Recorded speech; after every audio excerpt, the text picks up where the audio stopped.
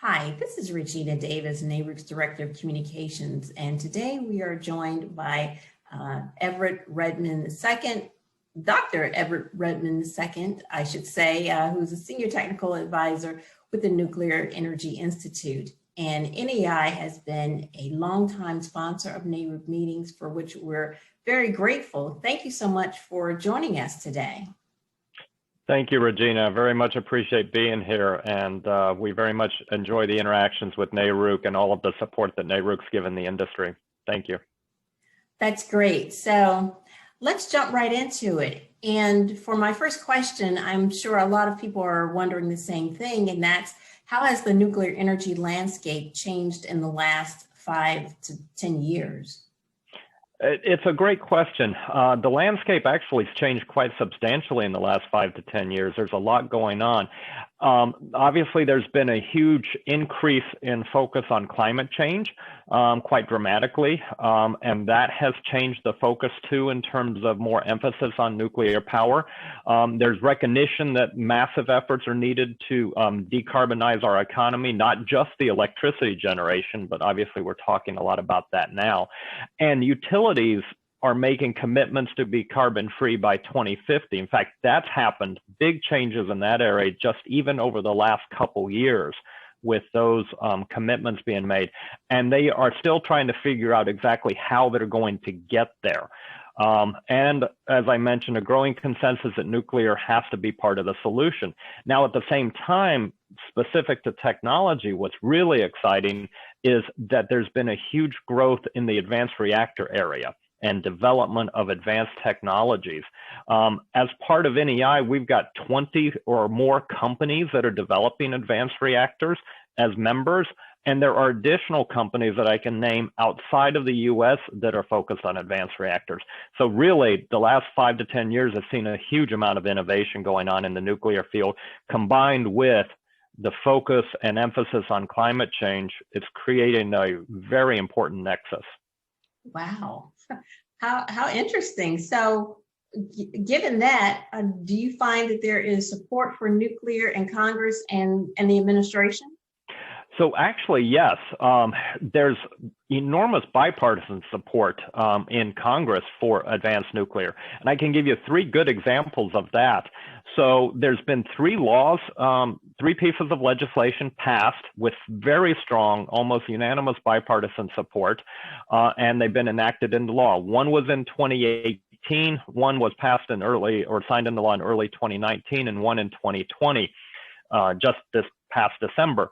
The 3 pieces of legislation are the Nuclear Energy Innovation and Modernization Act, Nuclear Energy Innovation and Capabilities Act, and the Energy Act of 2020, which was part of the Consolidated Appropriations Act.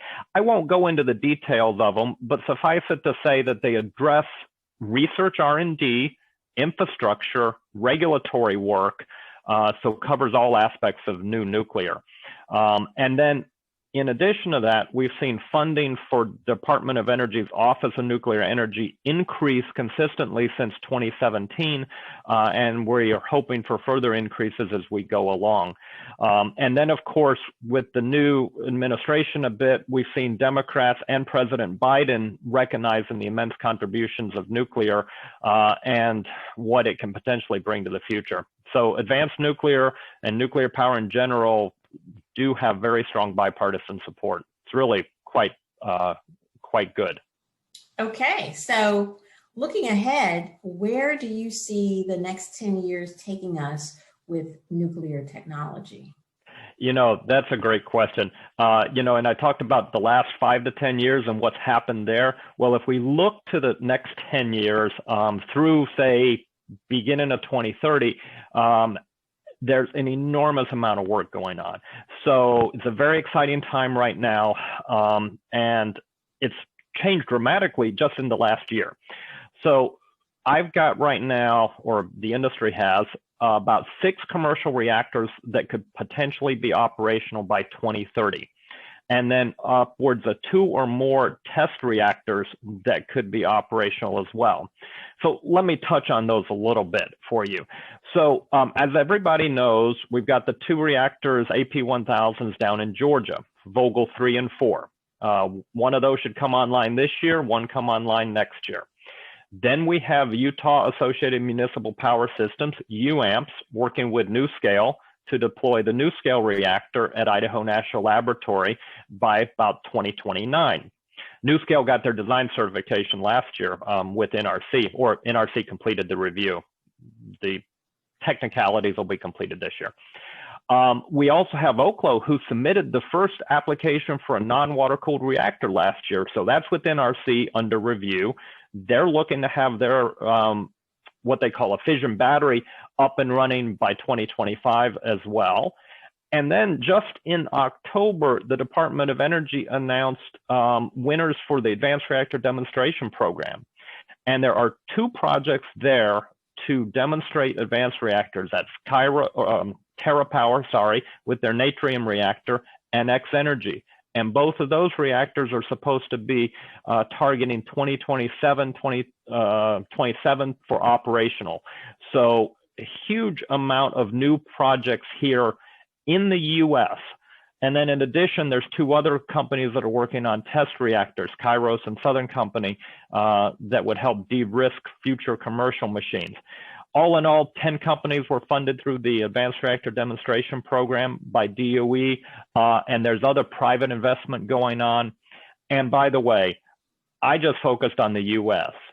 There's at least two other projects up in Canada being done in the same time period between now and 2030.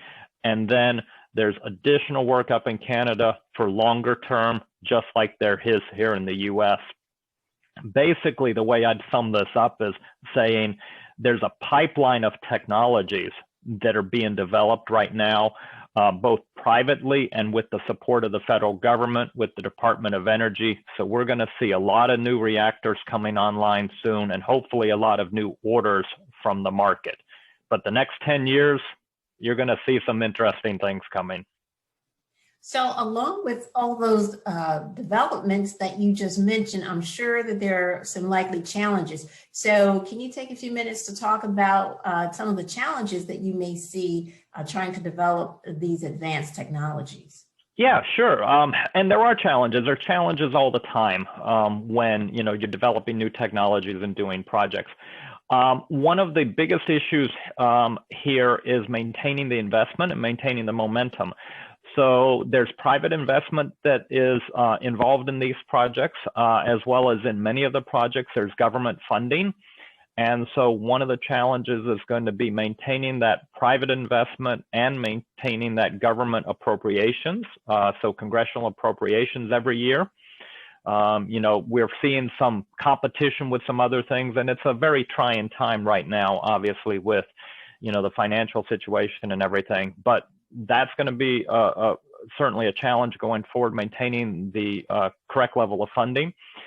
And then the pace of these projects. So I mentioned that we want to have 2 advanced reactors in the 2027 time period, a couple others right around the same time period. So that's very quick, very fast. Now, do I think the industry can do it? Yes, absolutely. But we're not doing it alone. We're doing it in conjunction with the Department of Energy, and we have to get these certified and licensed by the Nuclear Regulatory Commission.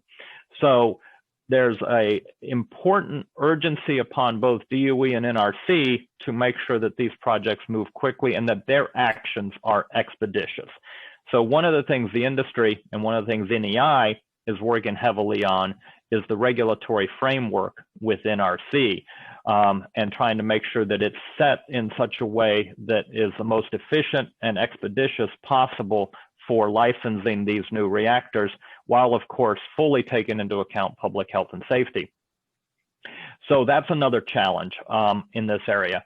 And the last challenge I'd mention is one a little bit more focused on the front end of the fuel cycle, and that is domestic fuel supply. So having enriched uranium for these reactors. Many of the advanced reactors utilize what we call high assay, low enriched uranium. So it's uranium that's enriched to a higher level than what we currently use in the fleet, the operating fleet. Currently, there's no domestic capability to produce it. This is not a technical problem, it's an investment issue.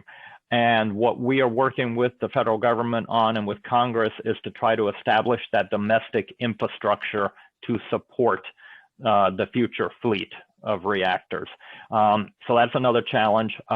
None of these are insurmountable, and I don't think any of them are going to prevent us from being successful. But they are issues that do have to be managed, issues that have to be managed in cooperation with our partners, both our private partners, our utilities, companies, as well as the government and the different federal agencies. Wow, it seems like you are well poised to manage these challenges. We are certainly doing our best. We've got a good set of member companies here with NEI and a good set of utilities that are focused on this. We're all working towards that common goal to make sure that nuclear power continues to be a strong portion of carbon-free electricity in the U.S., and that we are there to, further increase the amount of carbon-free electricity and carbon-free energy as we go forward, because climate change obviously is an extremely important issue. Well, thank you so much for taking time out today to give us an update on things that are going on at NEI. And again, we really do appreciate the support of NEI as a sponsor, and we look forward to future conversations with you. Thank you. We do too. As I said, it's an exciting time, so I hope that all of NARUC members, continue to interact with us. We very much appreciate your support and look forward to giving additional updates in the future.